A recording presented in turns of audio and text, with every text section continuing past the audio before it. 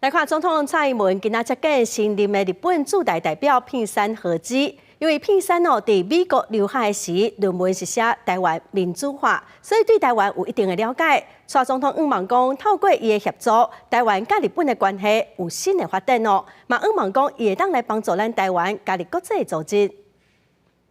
台湾有能力也有意愿参与 CPTPP 等国际或区域性组织。我们期盼未来在片山代表的支持之下，台湾和日本持续深化经贸伙伴关系，一起为印太区域的繁荣发展贡献心力。我在任期当中呢，我尽量努力让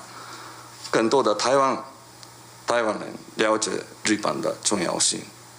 也要让更多的日本人了解